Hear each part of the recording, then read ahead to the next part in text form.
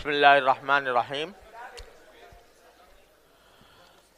الحمد للہ رب العالمین والصلاة والسلام علی رسولہ الکریم وعلی آلہ واصحابہ اجمعین وعلی کل من تبعہم بإحسان واستنى بسنتہم الی یوم الدین. اما بعد، آج کے درس کی ترتیب یہ ہے کہ پہلے میں آپ حضرات کے سامنے الحدیث المسلسل بالاسودین التمر والماء وہ پڑھوں گا، اور میرا امید ہے کہ آپ کے سامنے آگے ہوں گے. کھجوریں ہیں اور زمزم بھی ہے. اچھا ٹھیک ہے. کھجوریں یہ مدینہ منورہ کی ہیں ساری، اور زمزم تو جانتے ہی ہیں آپ انشاءاللہ. تو وہ انشاءاللہ میں حدیث پڑھوں گا، اور اس کے بعد آپ حضرات کی اس سے ضیافت ہے بالاسودین. اس کے بعد پھر انشاءاللہ جلد اول کی جو آخری حصہ ہے وہ پڑھیں گے، اور پھر جلد ثانی کا آخری حصہ. اصل میں تو حضرت مولانا عزیز الرحمن صاحب دامت برکاتہم کو کا حق تھا کہ وہ اس کو ختم کراتے، لیکن انہوں نے اپنے تواضع سے مجھے فرمایا کہ تم ہی پڑھا دینا. تو انشاءاللہ وہ آخر میں دوسری جلد کا آخری حصہ پڑھا جائے گا. جیسا کہ میں نے پہلے بھی آپ حضرات سے عرض کیا تھا کہ بیشتر مسلسلات مجھے حضرت شیخ محمد یاسین الفادانی رحمۃ اللہ علیہ سے حاصل ہیں، اور انہوں نے بھی میری ضیافت کی تھی اسودین کے ساتھ. تو وہ میں پڑھتا ہوں. بسم اللہ الرحمن الرحیم. الحمد للہ رب العالمین والصلاة والسلام علی رسولہ الکریم وعلی آلہ واصحابہ اجمعین. اما بعد، فقد حدثنی واضافنی علی الاسودین الشیخ محمد یاسین الفادانی رحمہ اللہ تعالی قال حدثنی واضافنی علی الاسودین التمر والماء الشیخ جماعت من الشیوخ كل واحد منهم يقول حدثني وأضافني على الأسودين التمر والماء شيخي. وقد هذا الحديث مسلسل إلى علي بن أبي طالب رضي الله تعالى عنه، ويقول الحسين الشهيد رضي الله تعالى عنه كما روي عنه قال اضافني ابي الامام علي بن ابي طالب کرم اللہ وجهه على الاسودين التمر والماء، وهكذا السلسلة من اوله الى اخره. كل يقول اضافني فلان على الاسودين التمر والماء.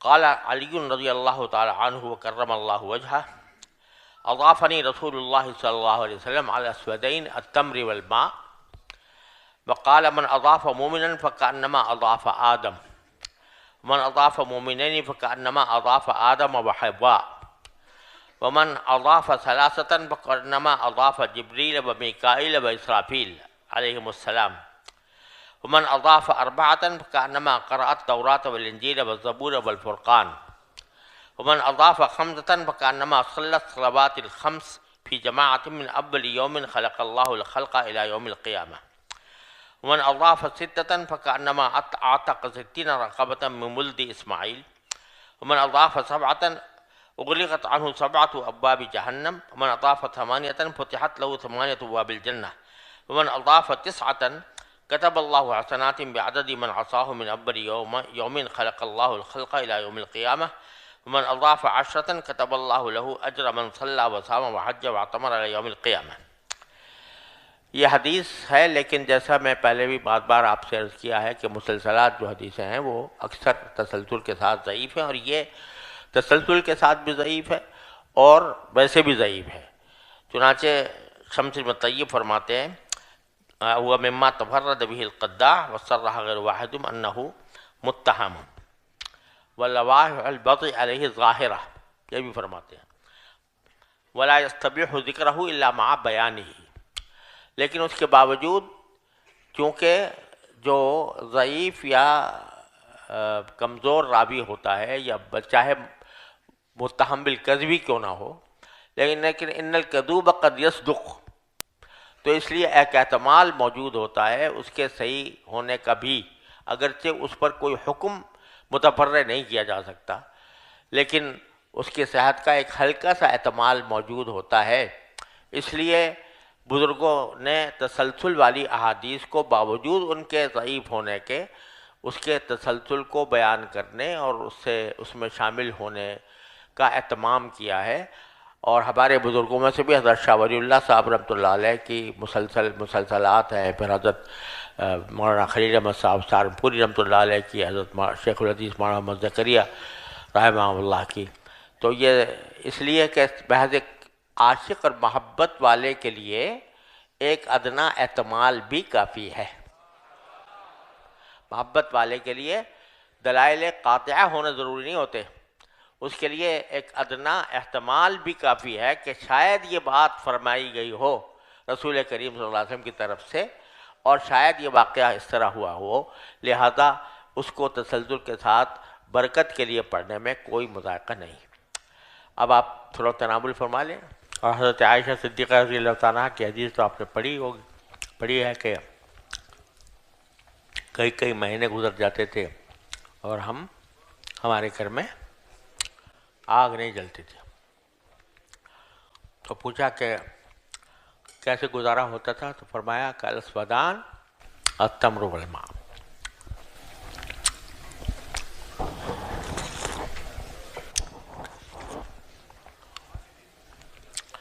اللہم صلی علی سیدنا محمد وعلی سیدنا محمد۔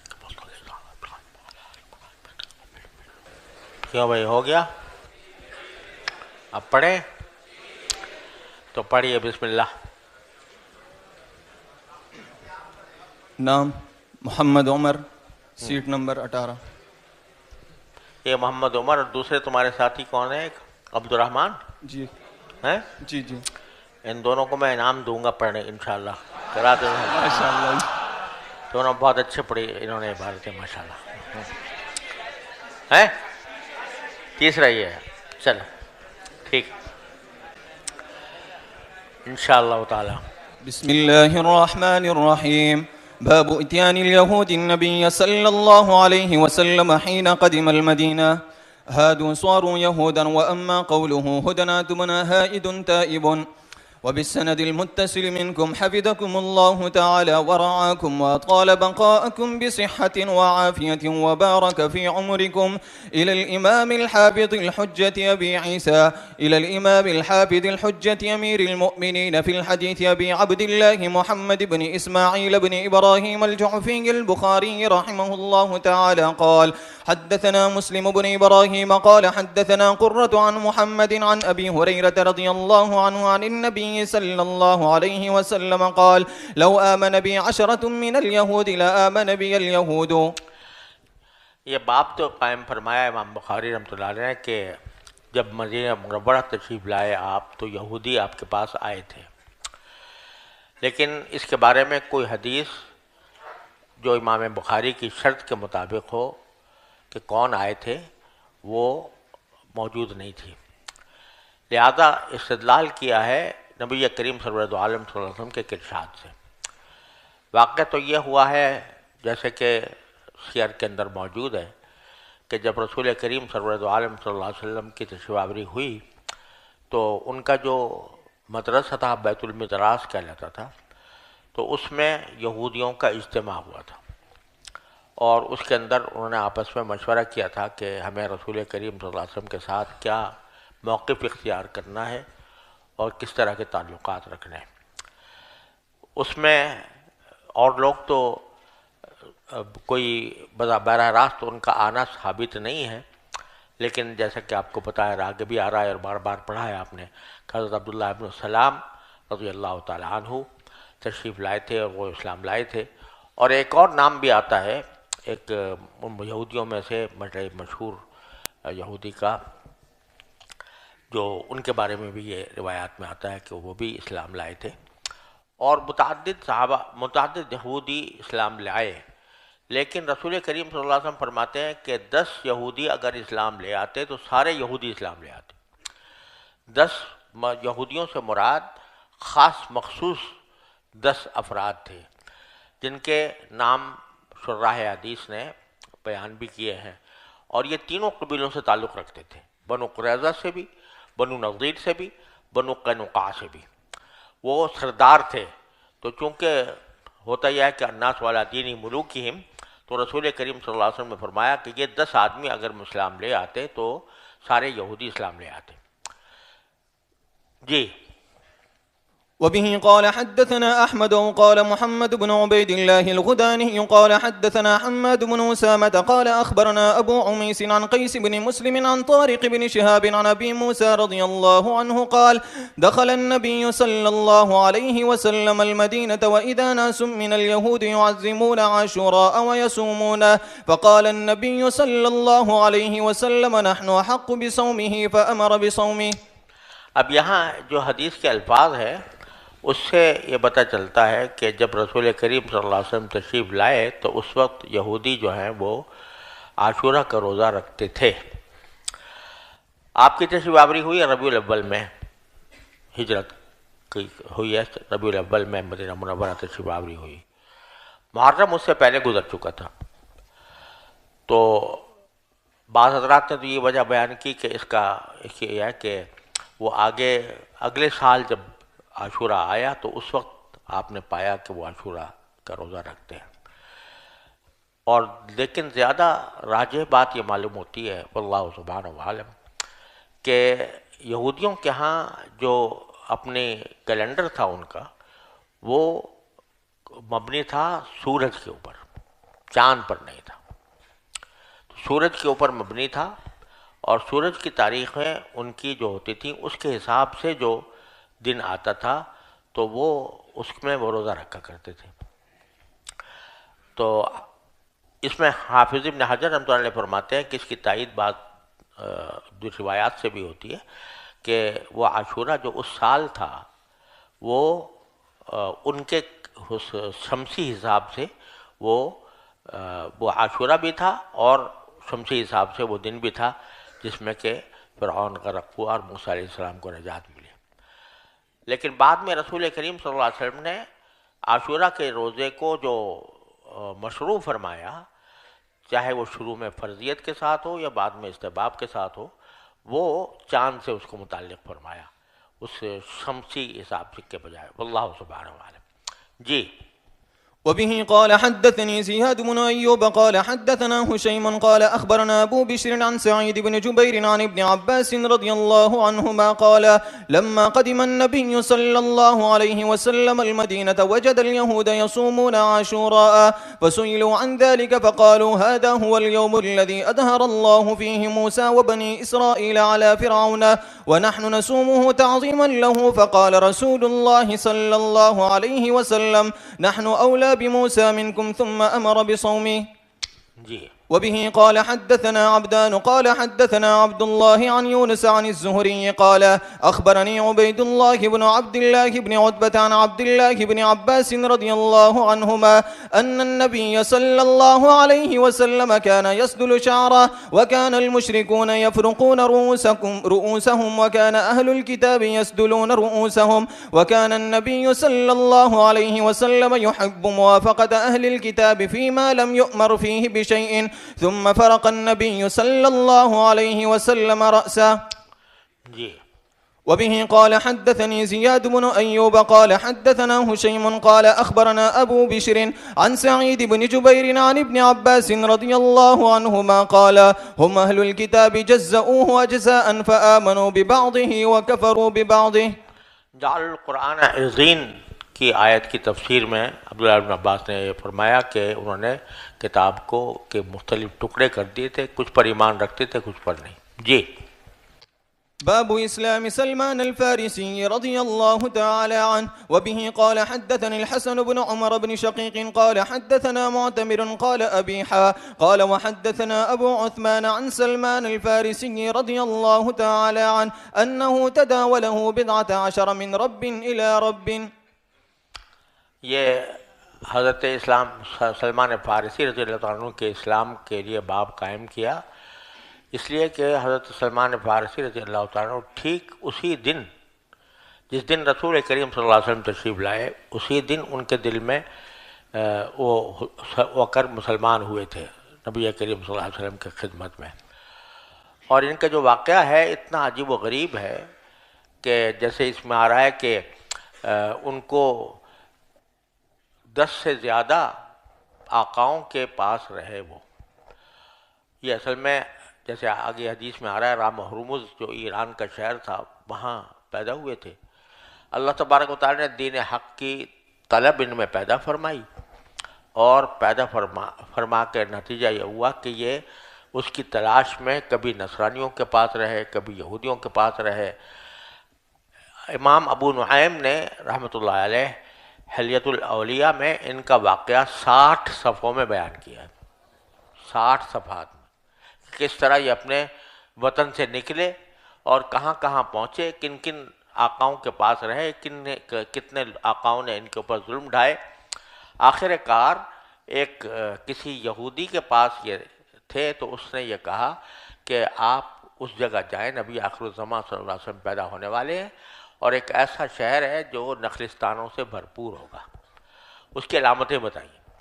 تو یہ اس علامتوں کی وجہ سے مدینہ منورہ حاضر ہو گئے تھے. اور پھر ایک یہودی نے ان کو غلام بنا لیا تھا اور یہودی کے پاس یہ اس کے باغ میں کام کرتے تھے. جس وقت رسول کریم سرورت عالم صلی اللہ علیہ وسلم کی تشریف آوری ہوئی مدینہ منورہ میں اور ایک شور مچا، یعنی لوگوں نے کہنا شروع کیا، تو آپ نے پیچھے پڑھا ہے کہ یہودیوں نے کہا کہ تمہارا جد امجد آ گیا ہے. تو اس وقت یہ درخت کے اوپر بیٹھے ہوئے، کچھ درخت کی ٹہنی پر بیٹھے ہوئے تھے اور کچھ کام کر رہے تھے، درخت کا مرمت کر رہے تھے. تو جب آواز سنی انہوں نے کہ کوئی آئے ہے، نبی کریم صلی اللہ علیہ وسلم یہاں تشریف لائے ہیں آپ کا، تو یہ انتظار میں تو تھے اور 100 سال سے زیادہ عمر ہو چکی تھی ان کی.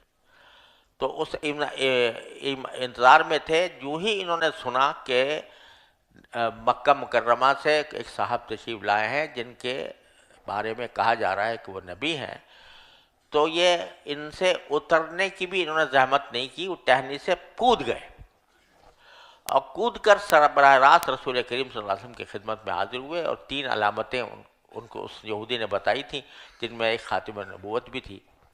تو وہ انہوں نے 2 علامتیں تو دیکھ لی تھیں کہ نبی کریم صلی اللہ علیہ وسلم جو ہے وہ ہدیہ قبول فرماتے ہیں اور صدقہ قبول نہیں کرتے.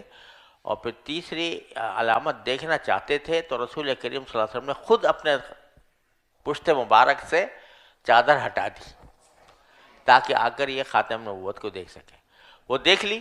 دیکھنے کے بعد پھر ان کے آنکھوں آنسو جاری ہو گئے اور نبی کریم صلی اللہ علیہ وسلم کی خدمت میں اپنی داستان سنائی اور پھر مسلمان ہوئے. اس کو امام بخاری نے یہاں پر اس لیے خاص طور، حالانکہ پچھلے آپ نے دیکھا کہ صحابہ کرام کے مختلف صحابہ کرام کے اسلام لانے کے واقعات الگ الگ بابوں میں بیان کیے ہیں امام بخاری نے، لیکن یہ سارا مقدم النبی صلی اللہ علیہ وسلم المدینہ کے ابواب کے تحت لا کر حضرت سلمان فارسی رضی اللہ عنہ کا یہ باب قائم کیا، اس لیے کہ اس وقت سب سے پہلے اسلام لانے والے یہ تھے یہودیوں میں، یہودیوں کے غلام ہونے کی عزت میں. اور یہ واقعہ بھی آپ نے پڑھائی ہے کہ نبی کریم صلی اللہ علیہ وسلم نے یہ ان کو مکاتب بنایا تھا اس یہودی نے، اور ان کے یہ کہا تھا کہ 100 درخت لگاؤ اور جب وہ پورے ہو جائیں گے تو پھر تم آزاد ہوگے، جب پورے درخت بن جائیں گے. تو رسول کریم صلی اللہ علیہ وسلم اپنے دست مبارک سے جا کر وہ درخت لگائے اور آج بھی وہ باغ موجود ہے. اور سن 1963 میں جب ہم حاضر ہوئے تھے تو اس وقت میں 2 درختوں کے بارے میں کہا جاتا تھا کہ یہ درخت اسی نسل سے ہیں جو حضرت سلمان فارسی رضی اللہ عنہ کے یا نبی کریم صلی اللہ علیہ وسلم کے دست مبارک سے لگائے گئے. تو 2 درخت کہتے تھے کہ رسول کریم صلی اللہ علیہ وسلم کے دست مبارک کے لگائے ہوئے ہیں، اس وقت بھی موجود تھے. اور اس وقت میں ان کا جو پھل آتا تھا وہ اس وقت بلح تھا، یعنی سبز رنگ کا تھا، یعنی کچا. لیکن ہم نے اس کو اس وقت کھایا تو کچے ہونے کی حالت میں انتہائی شیریں تھا، آج بھی موجود ہے، اور اس کی جو خاص جو درخت ہیں اس کی کھجوریں پہلے آپس میں خاص خاص خاندانوں میں تقسیم کیا جاتی تھی، پتہ نہیں اللہ عالم اب ہے ہوتی ہے یا نہیں، لیکن باغ اب بھی موجود ہے. جی. وبه قال حدثنا محمد بن يوسف البيكندي قال حدثنا سفيان عن عوف عن أبي عثمان قال سمعت سلمان يقول أنا من رام هرمزا. جی. وبه قال حدثني الحسن بن مدرك قال حدثنا يحيى بن حماد قال أخبرنا أبو عوانة عن عاصم الأحول عن أبي عثمان عن سلمان رضي الله تعالى عنه قال فترة بين عيسى ومحمد صلى الله عليه وسلم 600 سنة. یہ فترت کا زمانہ حضرت عیسیٰ علیہ السلام سے لے کر نبی کریم صلی اللہ علیہ وسلم تک، اس کو زمانہ فترت اس لیے کہا جاتا ہے کہ ایک حدیث میں رسول کریم صلی اللہ علیہ وسلم کا ارشاد مروی ہے کہ میرے اور عیسیٰ علیہ السلام کے درمیان کوئی پیغمبر نہیں ہے، رسول نہیں ہے. لیکن اس میں کلام ہوا ہے کہ آیا کوئی نہ صاحب شریعت تو کوئی پیغمبر نہیں آئے، لیکن کیا کوئی انبیاء بھی آئے ہیں جیسے کہ جو صاحب شریعت نہ ہوں؟ تو بعض روایات سے معلوم ہوتا ہے کہ کچھ انبیاء بھی آئے ہیں جن پر وحی آتی تھی لیکن وہ صاحب شریعت نہیں تھے. حضرت حنظلہ کا نام آتا ہے، حضرت یزید بن سنان کا نام آتا ہے کہ یہ حضرات مبعوث ہوئے تھے. اور سورہ یاسین میں جو ذکر ہے بہت اصحاب القریہ ہے، بطل علیہم اصحاب القریہ اذ جاء المرسلون. تو اس کو بھی بہت سے مفسرین نے یہ کہا ہے کہ فترت کے زمانے میں تھے، واللہ عالم. لیکن وہ حدیث جس میں یہ فرمایا گیا کہ میرے اور عیسیٰ علیہ السلام کے درمیان کوئی رسول نہیں تھے، تو وہ حدیث صحت کے اعتبار سے ان سب روایات پر مقدم ہے. البتہ وہ جن حضرات کا نام آتا ہے کہ ان کے اوپر تو ہو سکتا ہے وہ ملہم ہوں، محدث ہوں، جیسے کہ پیچھے آپ نے پڑھا ہے کہ محدث اور مکلم ہوتے تھے کہ ان کے اوپر الہام ہوتا تھا اللہ تعالیٰ کی طرف سے، لیکن نبی نہیں تھے. اور ہو سکتا ہے کہ نبی ہوں اور جس روایت میں فرمایا گیا ہے کہ میرے آپ کے درمیان کوئی اور نہیں ہے، تو اس کا مطلب صاحب شریعت نبی کوئی نہیں ہے، واللہ عالم. بہرحال اس میں یہ بتلایا انہوں نے کہ فطرت کا زمانہ 600 سال ہے، اور بعض نے 550 کہا ہے، بعض نے کچھ کہا ہے. بہرحال اس وقت تو طے شدہ بات ہے کہ 600 سے کچھ اوپر سال تھے جو حضرت عیسیٰ کے بعد نبی کریم صلی اللہ علیہ وسلم کے زمانے تک پائے گئے. وصلی اللہ تعالیٰ علی خیر خلقہ.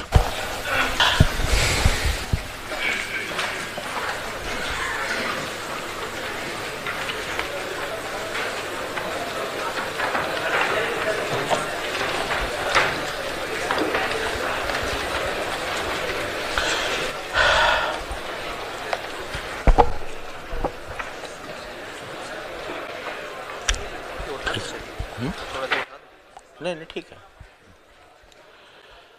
ہاں بھائی بسم اللہ. اچھا بسم اللہ الرحمن الرحیم. فضیلت الاستاذ الشیخ المفتی المحدث سماحت مولانا مفتی محمد تقی العثمانی حفظكم الله من كل مكروه ورعاكم وبارك في حياتكم وجعلها زخرا للإسلام والمسلمين.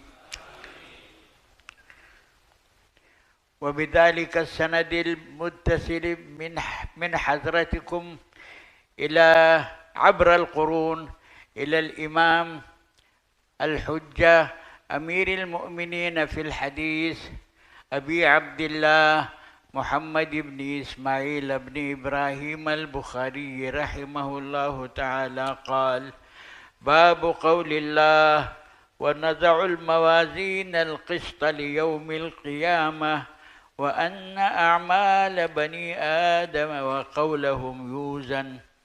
وقال مجاهد: القسطاس العدل بالرومية، ويقال القسط مصدر المقسط وهو العادل، وأما القاسط فهو الجائر. وقال حدثنا أحمد بن إشكاب قال حدثنا محمد بن فضيل عن عمارة بن القعقاع عن أبي زرعة عن أبي هريرة رضي الله تعالى عنه وعنهم أجمعين قال قال النبي صلى الله عليه وسلم كلمتان حبيبتان إلى الرحمن خفيفتان على اللسان ثقيلتان في الميزان سبحان الله وبحمده سبحان الله العظيم. جزاکم اللہ تعالیٰ خیر الجزا. اس باب میں جو مقصود ہے اور اس کی جو تشریح ہے بظاہر اتنی آسان ہے، واضح ہے کہ اس میں کسی تفصیل میں جانے کی ضرورت نہیں معلوم ہوتی، کیونکہ یہ بات ہر مسلمان کو معلوم ہے اور بداہتاً معلوم ہے کہ انسان کے اعمال کا وزن ہوگا، اور اللہ جو بھی انسان اپنے زندگی میں کوئی عمل کرتا ہے یا اپنی زبان سے کوئی بات نکالتا ہے تو وہ اللہ تبارک و تعالیٰ کے ہاں محفوظ رہتی ہے اور آخرت میں اس کا وزن ہوگا. لیکن وزن کس طرح ہوگا اس میں تھوڑا سا معتزلہ کا اختلاف تھا. وہ کہتے تھے کہ اعمال چونکہ اعراض ہیں اس لیے وہ ان کا وزن نہیں ہو سکتا. جو وزن جواہر کا ہوتا ہے، اعراض کا نہیں ہوتا. لیکن ان کا یہ نظریہ تو اب موجودہ سائنس نے بالکل ہی باطل کر دیا. اب آواز کا بھی وزن ہو رہا ہے، اب روشنی کا بھی وزن ہو رہا ہے، حرارت اور برودت کا بھی وزن ہو رہا ہے. سب اعراض تھے لیکن وہ سب ان کے وزن ہو رہے ہیں. تو اس لیے امام بخاری نے چونکہ کتاب التوحید میں فرق باطلہ کی تردید کی ہے تو یہاں پر انہوں نے معتزلہ کے اس قول کی تردید کرنے کے لیے بھی یہ باب قائم کیا. لیکن جو بات نظر آتی ہے امام بخاری رحمۃ اللہ علیہ کے مدارک سے وہ یہ کہ صرف اتنی بات نہیں ہے کہ معتزلہ کی تردید کرنی مقصود ہے، بلکہ وہ ایک سبق دینا چاہتے ہیں ہمیں اور آپ کو، اور وہ یہ کہ ہم نے جو کچھ پڑھا صحیح بخاری کے اندر، ایمان، علم، طہارت، صلاۃ، زکوٰۃ، حج، مناکحات، معاملات، یہ ساری جو کچھ بھی احکام آپ نے پڑھے ہیں اور اس میں جو کچھ اعمال ہمیں بتائے گئے ہیں تو یہ سب ہماری تکلیفی زندگی کی باتیں ہیں. اس تکلیفی زندگی کا اختتام ہوگا وزن اعمال پر. جب تک وزن نہیں ہوتا تو اس حد تک ہر انسان کو پتہ نہیں ہے کہ میرے ساتھ کیا ہونے جا رہا ہے. یہاں تک کہ نبی کریم سرورت عالم صلی اللہ علیہ وسلم نے فرمایا کہ مجھے نہیں پتا کہ میرے ساتھ کیا ہوگا. تو یہ تکلیفی زندگی جو کشمکش کی زندگی ہے جس میں انسان کو پتہ نہیں ہے کہ میرا کیا انجام ہونے والا ہے. آپ نے حدیثیں پڑھی ہیں کہ ایک آدمی بہت اعمال صالحہ کرتا آخر میں جا کے اللہ بچائے گمراہ ہو جاتا ہے اور پھر وہ اعمال ایسے اس کے ہوتے ہیں کہ وہ جہنم کا مستحق بن جاتا ہے. لہذا کسی کو پتہ نہیں ہے کہ میرا کیا انجام ہونے والا ہے. پتہ کب چلے گا؟ جب اعمال کا اور اقوال کا وزن ہوگا. وہاں جا کر انسان کی تکلیفی زندگی ختم ہوگی اور اب تکلیف کا جو بوجھ، جو امانت کا بوجھ، جو آسمان اور زمین نہیں اٹھا سکے تھے، پہاڑ نہیں اٹھا سکے تھے، یہ چھوٹے سے انسان نے اپنے جسم میں لے لیا تھا، وہ بوجھ جا کر اترے گا کہاں؟ وزن اعمال پر. تو ساری احادیث یا قرآن کی آیات یا احادیث جو کچھ بھی ہم نے پڑھائی ہیں وہ سب ہماری تکلیفی زندگی سے متعلق تھی، جس کی انتہا ہونے والی ہے وزن اعمال پر. تو یہاں پیغام یہ دیا جا رہا ہے کہ پڑھ تو لیا سب کچھ، اور یہ بھی پتہ چل گیا کہ کون سی چیز جائز ہے، کون سی ناجائز ہے، کون سی حلال ہے، کون سی حرام ہے، یہ سب تفصیل آپ کے سامنے آ گئی۔ اب فکر اس کی کرو کہ جو کچھ تم دنیا میں کر رہے ہو یا جو بات تمہاری زبان سے نکل رہی ہے وہ ایسی ہونی چاہیے کہ جس کا وزن ہو، اعمال کا اور قول اقوال کا وزن ہو، جس میں اتنا ثقل ہو کہ تمہارے میزان عمل کا جو پلہ ہے وہ جھک جائے، حسنات کا پلہ جھک جائے اور سیئات کا پلہ جو ہے وہ اوپر چلا جائے، اور اس کے نتیجے میں تمہاری تکلیفی زندگی کا اختتام دخول جنت پر ہو۔ اللہ تعالی ہم سب کو یہ عطا فرما دے اپنے رحمت سے۔ لہذا پیغام دینا مقصود ہے، پیغام دینا مقصود ہے ان لوگوں کو جو یہ صحیح بخاری پڑھ رہے ہیں یا پڑھا رہے ہیں، ہم سب کو، کہ فکر کرو اپنے اعمال اور اپنے اقوال کے وزن کی، اور خاص طور پر مجھے کچھ ایسا لگتا ہے واللہ عالم کہ تکوینی طور پر اللہ تبارک و تعالیٰ نے یہ کچھ مقدر فرمایا تھا کہ آدمی صحیح بخاری پڑھنے کے بعد اس کے پر عالم کا لقب لگتا ہے۔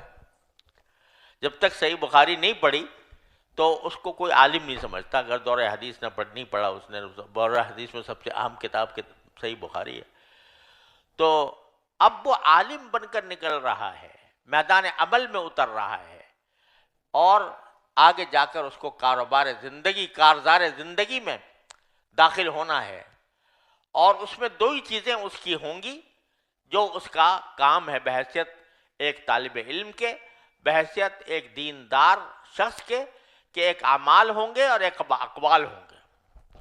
اس کو واعظ بھی کہنا پڑے گا، اس کو تدریس بھی کرنی پڑے گی، اس کو کچھ اعمال جد و جہد بھی کرنی ہوگی، اور اقوال میں جس طرح زبان کے اقوال داخل ہیں اسی طرح قلم کے اقوال بھی داخل ہیں۔ تو وہ سارے کے سارے ایک عالم کے کا جو فرائض منصبی ہیں وہ اس میں اعمال اور اقوال دونوں داخل ہیں۔ تو اس لیے اللہ تبارک و تعالیٰ نے حضرت امام بخاری کی زبان سے آخر میں بالکل جا کر یہ متنبع کر دیا کہ دیکھو اب تم جاؤ گے تو تمہارے اعمال اقوال ہوں گے جن کے ذریعے تم کچھ دین کی خدمت کرنے کے لیے نکلو گے، تو اس کا خیال رکھنا کہ اس میں تمہارے وزن ہونا چاہیے۔ وزن کیسے ہونا چاہیے؟ تو گویا زبان حال سے امام بخاری فرما رہے ہیں کہ میری پہلی حدیث پڑھ لو، انما الاعمال بالنیات۔ تو وزن پیدا ہوگا نیت کے اخلاص سے، وزن پیدا ہوگا اس بات سے کہ جو کام کرو اللہ کے لیے کرو، اس میں دنیا داری کا شائبہ نہ ہو، اس میں حب جاہ نہ ہو، اس میں حب مال نہ ہو، اس میں حب شہرت نہ ہو، خالص اللہ کے لیے جو کام کرو خالص اللہ کے لیے کرو۔ نماز پڑھو تو اللہ کے لیے، روزہ رکھو تو اللہ کے لیے، زکوٰۃ دو تو اللہ کے لیے، حج کرو تو اللہ کے لیے، اور یہاں تک کہ جو اخلاق حسنہ ہیں وہ بھی اللہ کے لیے۔ یہ اسی لیے حدیث میں فرمایا کہ صلہ رحمی کرنے والا وہ نہیں ہے جو بدلہ دے، یہ کہے کہ دوسرا میرے ساتھ صلہ رحمی کر رہا تھا لہذا میں بھی صلہ رحمی کروں گا بدلے میں، تو وہ صلہ رحمی کرنے والا نہیں ہے۔ صلہ رحمی کرنے والا وہ ہے کہ دوسرا اس کے ساتھ قطع رحم کا سلوک کر رہا ہے، اس کے ساتھ ناانصافی کر رہا ہے، زیادتی کر رہا ہے، اور یہ اس کے جواب میں اس کے ساتھ حسن سلوک کرتا ہے۔ ادفع باللتی ہی احسن السیئہ، اس پر عمل کرتا ہے، وہ ہے اصل میں صلہ رحمی کرنے والا۔ تو اس کے معنی یہ پتہ چلے کہ یہ باقی جو کر رہا تھا وہ اللہ کے لیے کر رہا تھا۔ اگر بدلہ مقصود ہوتا تو برائی کا جواب برائی سے دیتا، لیکن برائی کا جواب اچھائی سے دے رہا ہے، تو اس کے معنی یہ کہ اللہ کے لیے کیا تھا جو کچھ کیا تھا۔ ہمارے حضرت حکیم الامت مولانا تھانوی قدس اللہ تعالیٰ سرہ نے مواعظ میں بڑی عجیب و غریب ہدایات دی ہیں. ان میں سے ایک ہدایت یہ ہے کہ جتنے تمہارے تعلقات ہیں، چاہے وہ رشتہ داری کے تعلقات ہوں، چاہے دوستی کے تعلقات ہوں، چاہے کسی اور نوعیت کے تعلقات ہوں، ان سارے تعلقات میں جب کسی کے ساتھ کوئی معاملہ کرو تو یہ سمجھ لو کہ یہ معاملہ میں صرف اس لیے کر رہا ہوں کہ اللہ تبارک و تعالیٰ اس سے راضی ہوگا. اب اگر وہ تمہیں جواب میں تمہارے ساتھ حسن سلوک نہیں کرتا تو اس کا تمہیں کوئی افسوس نہیں ہوگا، اس لیے کہ تم نے اس کے بدلے میں سلوک تو نہیں مانگا تھا.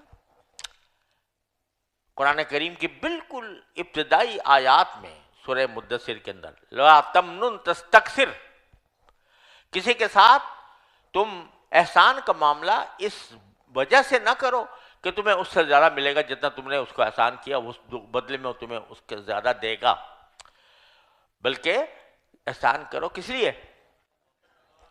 لا نريد منکم جزاء ولا شکورا انا نخاف من ربنا یوما عبوسا قمطریرا. ہمیں نہ تم سے بدلہ چاہیے اور نہ شکریہ چاہیے، شکریہ بھی نہیں چاہیے. ہم تو جو کچھ کر رہے ہیں وہ اللہ کے لیے کر رہے ہیں. تو تعلقات جتنے بھی ہیں، چاہے رشتہ داری کے، چاہے دوستی کے، چاہے کسی اور نوعیت کے، ان کو تعلقات کو اللہ کے لیے بنا لو بس. کہ میں جو کچھ کر رہا ہوں، اگر میں کسی کے ساتھ مسکرا کر بات کر رہا ہوں، خندہ پیشانی سے کر رہا ہوں، اللہ کے لیے کر رہا ہوں. وہ جواب میں خندہ پیشانی سے پیش آتا ہے نہیں پہ آتا، اس سے مجھے کوئی غرض نہیں. میں اس کے ساتھ اگر کوئی ہمدردی کر رہا ہوں تو اللہ کے لیے کر رہا ہوں، اور دوسرا میرے ساتھ وہ سلوک کرتا ہے یا نہیں کرتا، مجھے اس کی پرواہ نہیں. اللہ تعالیٰ یہ چیز ہمارے اندر پیدا فرما دے اپنے پاس. اس کا نام ہے اخلاص، اور یہ ہر چیز میں ہے، عبادات میں بھی ہے. حضرت امام غزالی رحمۃ اللہ نے احیاء العلوم میں واقعہ لکھا ہے حضرت امام احمد بن حنبل رحمۃ اللہ علیہ کا. حضرت امام احمد بن حنبل رحمۃ اللہ علیہ کے زمانے میں ایک مشہور صوفی بزرگ تھے حضرت بشر حافی رضی اللہ تعالیٰ عنہ. وہ حافی اس لیے کہتے ہیں وہ پیدل چل پڑے تھے، اس لیے ان کو حافی کہا جاتا ہے. اور وہ اپنے طریقت کے امام تھے حضرت بشر حافی رحمۃ اللہ علیہ. اور بیچ میں یاد آ گیا کہ وہ حضرت والد صاحب رحمۃ اللہ علیہ سے میں نے سنا کہ وہ حضرت امام احمد بن حنبل رحمۃ اللہ علیہ کے درس میں کبھی کبھی آ جاتے تھے اور آ کر کہتے تھے کہ طالب علموں اپنے علم کی زکوٰۃ ادا کرو. تو لوگ پوچھتے کہ زکوٰۃ ادا کرنے کا کیا مطلب ہے؟ کہا جتنے فضائل تم نے اعمال کے پڑھے ہیں کہ فلاں عمل کی یہ فضیلت، فلاں عمل کی یہ فضیلت، فلاں عمل کی یہ فضیلت، کم سے کم اس میں سے 40واں حصے پر عمل کر لو. فضائل جو پڑھے نا کہ فلاں فلاں دعا کے یہ فضائل ہیں، فلاں تسبیح کے یہ فضیلت ہے، فلاں عمل کی یہ فضیلت ہے، اس کے 40ویں حصے پر کم سے کم ادا کر پڑھ لے کر.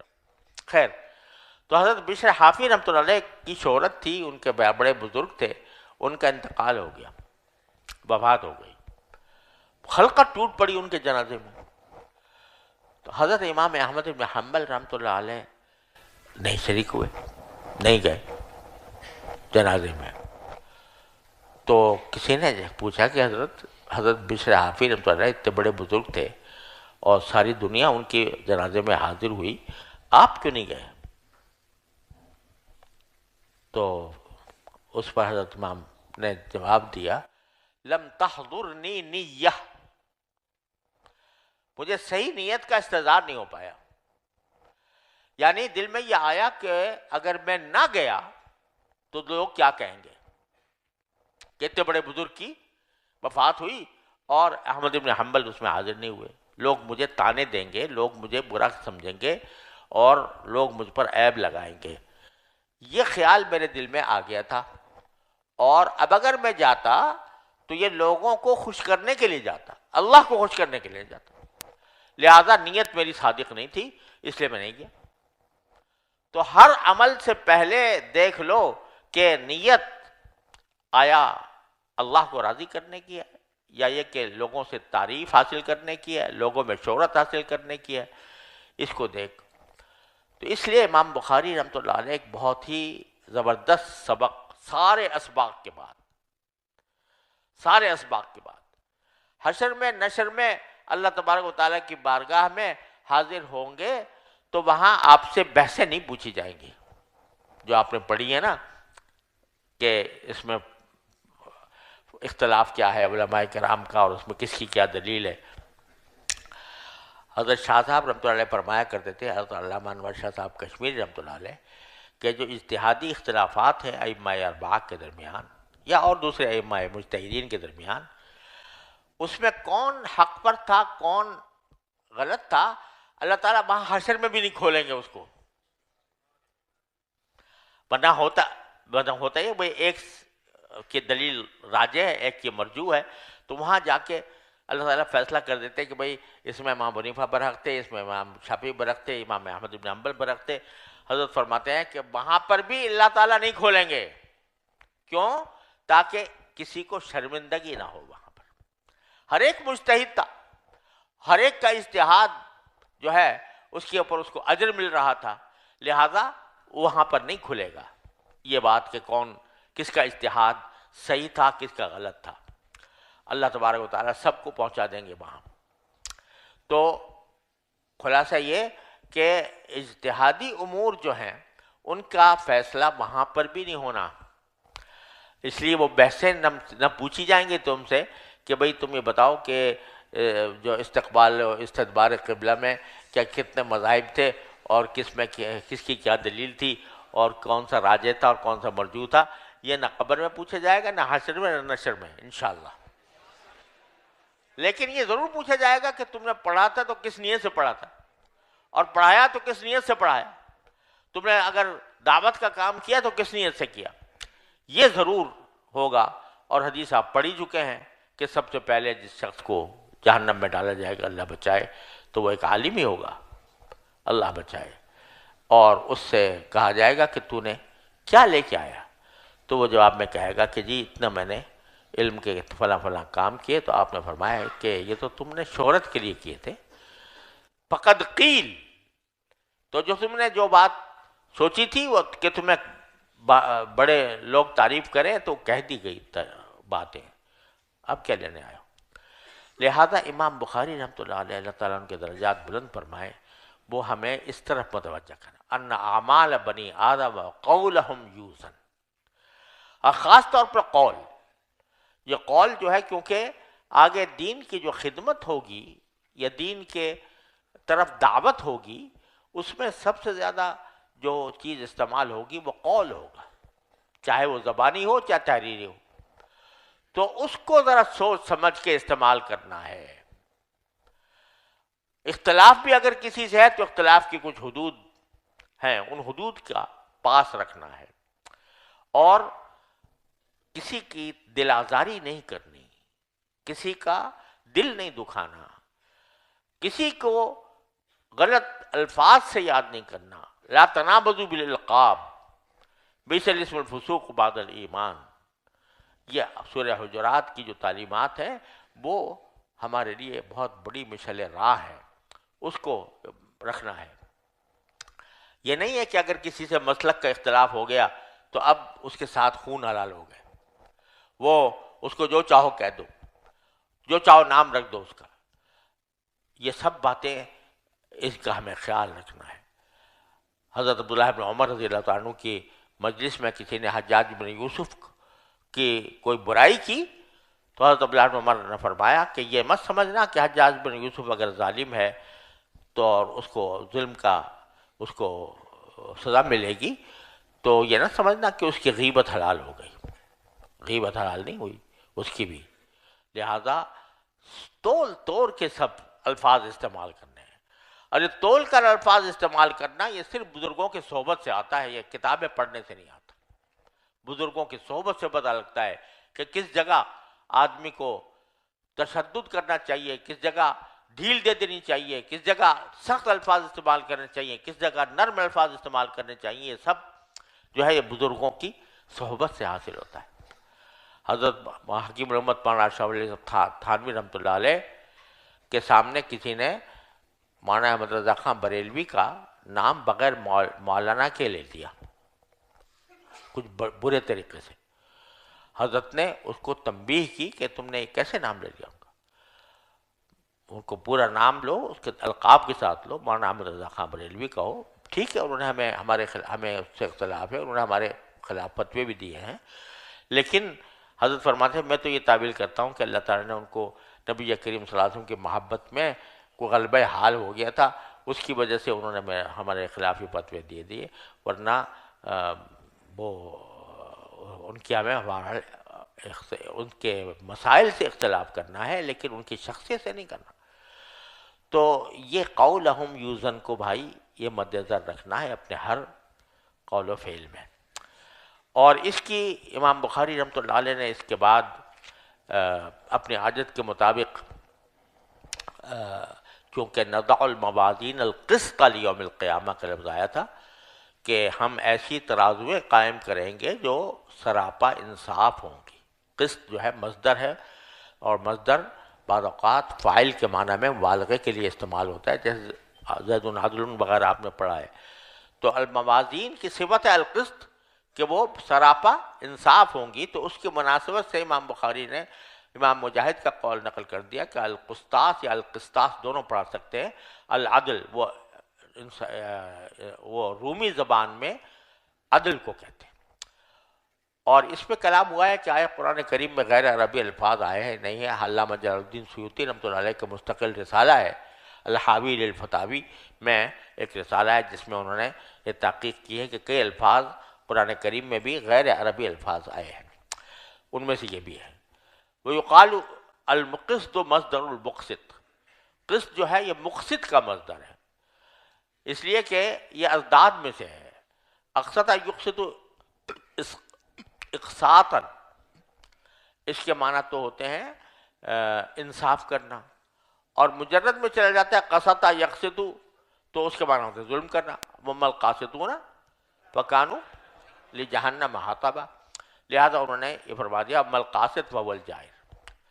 اس کے بعد حدیث روایت کی ہے کہ کلمتان حبیبتان للرحمن ثقیل خفیفتان اللسان ثقیلتان فی المیزان سبحان اللہ وبحمدہ سبحان اللہ العظیم. اب یہ حدیث پہلے بھی گزری ہے بخاری میں، اور لیکن آخر میں جا کر ختم کیا اس پر. اور اس میں یہ عجیب معاملہ ہے کہ امام بخاری نے جو آخری کتاب رکھی ہے وہ کتاب التوحید ہے. بظاہر کتاب التوحید کا تعلق جو ہے کتاب الایمان سے ہونا چاہیے تھا، لیکن امام بخاری رحمۃ اللہ علیہ نے ساری بحثیں کرنے کے بعد آخر میں جا کر کتاب التوحید قائم کی. بظاہر ذہن اس طرف گیا. حافظ ابن حجر فرماتے ہیں کہ من کان آخر کلامہ لا الہ الا اللہ دخل الجنہ، تو اس کو وہاں پر توحید پر ختم کیا کتاب کو. اور پھر اس میں ایک ایسی حدیث پر ختم کیا کہ جس میں اختتام ہو رہا ہے اس میں جلالت پر، سبحان اللہ العظیم. تو گویا آخر وقت میں جو کسی کا کلام ایسا ہو کہ جو اللہ جل جلالہ کی عظمت پر دلالت کرتا ہو تو من کان آخر کلامی لا الہ الا اللہ دخل الجنہ میں داخل ہے. حافظ ابن حجر رحمۃ اللہ علیہ فرماتے ہیں کہ یہ جو حدیث میں ہے کہ جس کا آخری کلام لا الہ الا اللہ ہو جنت میں داخل ہوگا، اس میں لا الہ الا اللہ کی خصوصیت نہیں ہے، بلکہ ہر وہ لفظ کہ جو باری تعالیٰ کی عظمت پر دلالت کرتا ہو وہ بھی اس میں داخل ہے. اور اس کی دلیل یہ ہے کہ نبی کریم صلی اللہ علیہ وسلم کا جو آخری کلمہ تھا وہ کیا تھا؟ رفیق الاعلیٰ. تو یہ دلیل ہے کہ اس میں اللہ جل جلالہ کا کوئی بھی اس میں مبارک ہو، اس پر اگر انسان کا خاتمہ ہو تو اللہ تعالیٰ انشاءاللہ جنت عطا فرمائیں گے. تو یہاں پر سبحان اللہ وبحمدہ سبحان اللہ العظیم فرمایا اور اسی پر کتاب کو ختم کر دیا. من کان آخر کلامہ کے اندر داخل ہو گیا. اور یہ دو کلمات جو ہیں سبحان اللہ وبحمدہ سبحان اللہ العظیم، یہ بظاہر تو دیکھنے میں کوئی بہت بھاری نہیں نظر آ رہے، خفیفتان اللسان اس لیے فرمایا، لیکن اس کے اندر کیا انوار پوشیدہ ہیں، کیا معارف اس میں ہیں، یہ ہم اس وقت اندازہ نہیں لگا سکتے۔ وہ انشاءاللہ اللہ تعالیٰ ہم سب کو اپنے فضل و کرم سے، اپنے رحمت سے، مغفرت سے نواز دے اور اپنے بارگاہ میں قرب عطا فرما دے، تو اس وقت حقائق اشیاء انشاءاللہ منکشف ہوں گی۔ اس وقت پتہ چلے گا کہ سبحان اللہ کیا چیز تھی، الحمدللہ کیا چیز تھی، لا الہ الا اللہ کیا چیز تھی، اللہ اکبر کیا چیز تھی۔ اس کا اندازہ وہاں جا کر انشاءاللہ ہوگا صحیح معنی میں۔ اس کے انوار و برکات یہاں ہمیں محسوس نہیں ہوتے، لیکن کچھ تو ہے جس کے لیے کہا گیا کہ یہ میزان عمل کا پلہ بھر جاتا ہے، کچھ تو ہے جس کی وجہ سے کہا جا رہا ہے کہ یہ حبیبتان الرحمن ہے، کچھ تو ہے جس کی وجہ سے اتنے فضائل اس کے بیان ہو رہے ہیں۔ وہ انشاءاللہ وہاں جا کر اللہ تبارک و تعالیٰ کھولیں گے، اور کبھی یہاں پر بھی کھول دیتے ہیں کسی درجے میں، لیکن اصل وہاں پر کھولیں گے۔ لیکن ایک بات آخر میں مناسب ہے جو میرے شیخ حضرت عارفی قدس اللہ تعالیٰ سرہ نے بیان فرمائی، اور دیکھو حضرت عارفی رحمۃ اللہ علیہ، اللہ تعالیٰ ان کے درجات بلند فرمائے، درس نظامی پڑھے ہوئے نہیں تھے، پورے درس نظامی انہوں نے پورا نہیں پڑھا تھا، لہذا جس کو اصطلاحاً عالم کہتے ہیں اس طرح کے اصطلاحی عالم بھی نہیں تھے۔ لیکن سنو کیا کہا حضور، ہم نے حدیث پتہ نہیں کتنی مرتبہ پڑھی ہوگی، لیکن انہوں نے اس حدیث کے بارے میں یہ فرمایا، سبحان اللہ وبحمدہ، سبحان اللہ العظیم کے بارے میں، کہ سبحان اللہ وبحمدہ یہ ایک طرف تسبیح ہے، تنزیہ ہے۔ کیا معنی سبحان اللہ کہ اللہ کے سوا اللہ تبارک و تعالی عیب سے پاک ہے، اور وبحمدہ، اور یہ میں جو کہہ رہا ہوں عیب سے پاک ہے، یہ ساتھ ساتھ اس کی جس وقت میں تنزیہ کر رہا ہوں اسی وقت تقدیس بھی کر رہا ہوں، اس کی حمد بھی کر رہا ہوں۔ وبحمدہ واو حالیہ ہے، تو تسبیح ہے اور حمد ہے، عیب سے پاک اور تمام محامد کی جامع باری تعالیٰ کی ذات۔ تو جو ذات تمام محامد کی جامع ہو اور ہر عیب سے پاک ہو، وہ محبوب ہوتی ہے۔ محبوب کی کون چیز ہوتی ہے؟ جس کے اندر قابل تعریف اشیاء ہوں وہ محبوب ہوگی۔ تو جو سارے محامد کی جامع ہے، جتنے اوصاف کمال ہو سکتے ہیں، تصور میں جو بھی، تصور سے بھی باہر جو اوصاف کمال ہے، وہ ذات باری تعالیٰ کے اندر موجود ہیں۔ یہ کہہ رہا ہے سبحان اللہ وبحمدہ۔ تو جب وہ سارے اوصاف کمال موجود ہیں تو اس کلمہ کا مقتضا یہ ہے کہ جو آدمی یہ پڑھے سبحان اللہ وبحمدہ، اس کے دل میں باری تعالیٰ کی محبت پیدا ہو۔ تو سبحان اللہ وبحمدہ کے ذریعے اللہ تعالیٰ کی محبت پیدا ہوتی ہے، اور سبحان اللہ العظیم میں باری تعالیٰ کی عظمت کا بیان ہے، اس کے جلال کا، اس کی کبریائی کا، اس کی بڑائی کا، اس کی عظمت کا بیان ہے۔ اور جو ذات عظمت سے اور کبریائی سے اور جلال سے متصف ہوتی ہے، اس کا رعب ہوتا ہے دل پر، اس کا دل پر رعب ہوتا ہے، اس سے خوف ہوتا ہے کہ میں کوئی ایسی حرکت نہ کر گزروں جو اس کی عظمت اور جلال کے آگے وہ بے ادبی کی حیثیت رکھتی ہو۔ اس لیے اس میں اس کا تقاضا ہے کہ خوف پیدا ہوتا ہے۔ سبحان اللہ وبحمدہ سے محبت پیدا ہوئی، سبحان اللہ العظیم سے خوف پیدا ہوا، اور محبت اور خوف جب مل جاتے ہیں تو خشیت اسی کا نام ہے۔ خشیت کس چیز کا نام ہے؟ خشیت جو ہے وہ اس کا نہیں ہے کہ کسی سے اللہ تعالیٰ سے ڈر ہے نا، خشیت جس کا نام ہے وہ ایسا نہیں ہے جیسے کوئی آدمی سانپ سے ڈرتا ہے، بچھو سے ڈرتا ہے، درندے سے ڈرتا ہے۔ خشیت وہ ہے جو محبت کے ساتھ ہوتی ہے، محبت کے ساتھ جو خشیت، جو ڈر ہوتا ہے کہ میری کوئی بات اس ذات کے لیے کے سامنے ناگوار نہ ہو جائے، اس کو ناگوار نہیں نہ ہو جائے، اس کو خشیت کہتے ہیں۔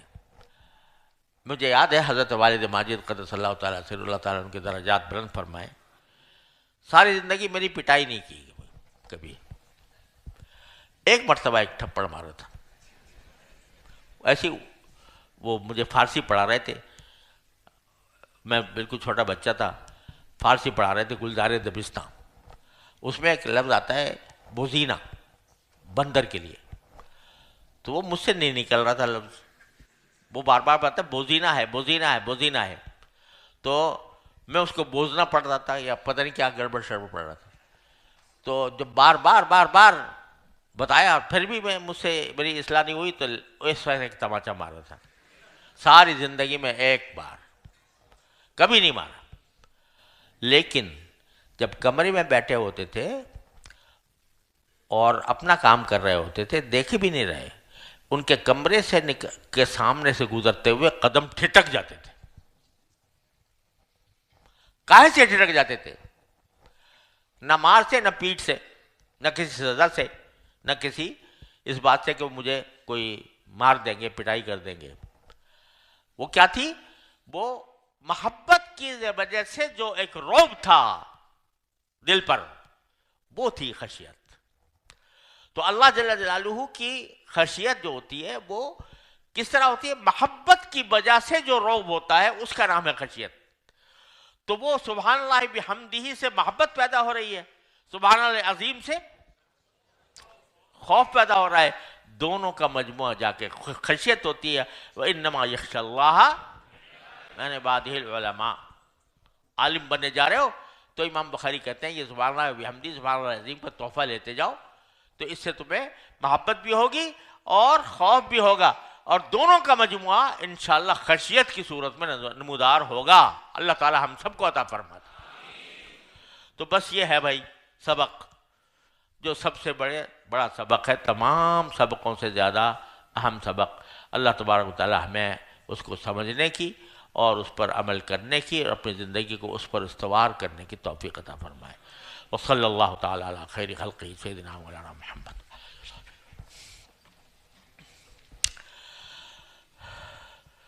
حضرت دعا کروا دیجیے. چلو بھائی دعا کر دو مل کے. اللہم صلی وسلم وبارک علی سیدنا مولانا محمد کما صلیت وسلمت وبارکت علی سیدنا ابراہیم وعلی آل ابراہیم انک حمید مجید. ربنا ظلمنا انفسنا وان لم تغفر لنا وترحمنا لنکن من الخاسرین. ربنا آتنا فی الدنیا حسنۃ وفی الآخرۃ حسنۃ وقنا عذاب النار. ربنا اغفر لنا ذنوبنا واسرافنا فی امرنا وثبت اقدامنا وانصرنا علی القوم الکافرین. اللهم انفعنا بما علمتنا وعلمنا ما ينفعنا. اللهم انا نعوذ بك من علم لا ينفع، من قلب لا يخشع، من دعوة لا يستجاب لها. اللهم وفقنا لما تحب وترضى من القول والفعل والعمل والنية والهدي، إنك على كل شيء قدير. اللهم انا نستعينك على طاعتك. اللهم اعنا على ذكرك وشكرك وحسن عبادتك. اللهم ان رقابنا اللهم يا رحمن الرحيم يا غياث المستغيثين يا أمر المستجيرين يا مجيب دعوة المضطرين. اللهم إنك سألتنا من أنفسنا ما لا نستطيع إلا بك.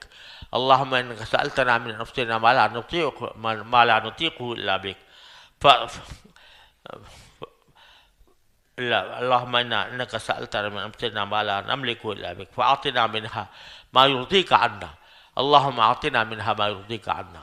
اللهم لا تدع لنا ذنبا إلا غفرته ولا هما إلا فرجته ولا دينا إلا قضيته ولا حاجة من حوائج الدنيا والآخرة إلا قضيتها ويسرتها يا أرحم الراحمين. یا اللہ آپ نے اپنے فضل و کرم سے، اپنے رحمت سے ہمیں حدیث کی کتاب پڑھنے کی توفیق عطا فرمائی. یا اللہ ہم اس کے اہل نہیں تھے، یا اللہ ہماری گندی زبانیں، ہمارے ناپاک منہ یا اللہ اس قابل نہیں تھے کہ ان احادیث کو پڑھ سکتے، لیکن آپ نے اپنے فضل و کرم سے، اپنے رحمت سے ہمیں اس کی توفیق عطا فرما دی. آپ نے اپنے فضل و کرم سے ہمیں یہ کچھ پڑھنے کی توفیق عطا فرمائی. یا اللہ آپ نے رحمت سے اس کی صحیح فہم بھی عطا فرما، اس پر عمل کی توفیق بھی عطا فرما، اس پر استقامت بھی عطا فرما. یا اللہ اس کو سارے چار دانگ عالم میں اس کا پیغام پھیلانے پہنچانے کی توفیق عطا فرما. یا اللہ جن حضرات نے سال دور حدیث کی تکمیل کر رہے ہیں، یا اللہ اپنے رحمت سے ان کو ان میں سے ایک ایک کو اپنے بارگاہ میں شرف قبول عطا فرما دیجیے. یا اللہ ان کو اللہ والا بنا دیجیے، ان کو اپنا بنا لیجیے. یا اللہ ان کو اپنا بنا لیجیے. یا اللہ ہم کو بھی ان کے ساتھ اپنا بنا لیجیے. یا اللہ ان کی ہماری بھی اصلاح فرمائیے، ان کی بھی اصلاح فرمائیے. یا اللہ ان کے قدم قدم پر یا اللہ ان کی دستگیری فرمائیے، یا اللہ قدم قدم پر ان کی دستگیری فرمائیے، یا اللہ ان کو اخلاص کامل عطا فرما، ان کو صدق کامل عطا فرما، یا اللہ یا رحمان یا رحیم یا کریم۔ اس وقت دین غریب ہو گیا ہے، یا اللہ آپ نے آپ کے رسول کریم صلی اللہ علیہ وسلم فرمایا تھا کہ بدا الاسلام غریباً وسيعود غریباً، یا اللہ اسی طرح ہو رہا ہے، ہمارے آنکھوں کے سامنے یہ واقعہ پیش آ رہا ہے۔ یا اللہ یا رحمان یا رحیم، آپ نے طوبیٰ للغرباء فرمایا تھا، یا اللہ ہمیں اس میں داخل فرما لیجئے، اور یا اللہ زمانے کے خراب ہواؤں سے ہماری حفاظت فرمائیے، یا اللہ زمانے کے خراب ہواؤں سے حفاظت فرمائیے، گمراہیوں سے بچائیے، یا اللہ سلف صالحین کے طریقے پر رکھیے، یا اللہ سلف صالحین کے طریقے پر ہماری زندگی رکھیے، اسی پر ہمیں موت عطا فرمائیے، یا اللہ یا رحمان یا رحیم یا کریم، اپنے فضل و کرم سے ہمیں اسی کی توفیق عطا فرما دیجئے، یا اللہ یا کریم یا رحیم، یا اللہ ان سب کو یا اللہ اپنے دین کا سچا پکا عمل کرنے والا بھی بنائیے، اس کی خدمت کرنے والا بھی بنائیے، ان کو سب کو یا اللہ ان کے خاندانوں کے لیے بھی مبارک فرمائیے، اور ہم ان کے اساتذہ کے لیے بھی مبارک فرمائیے، ان کے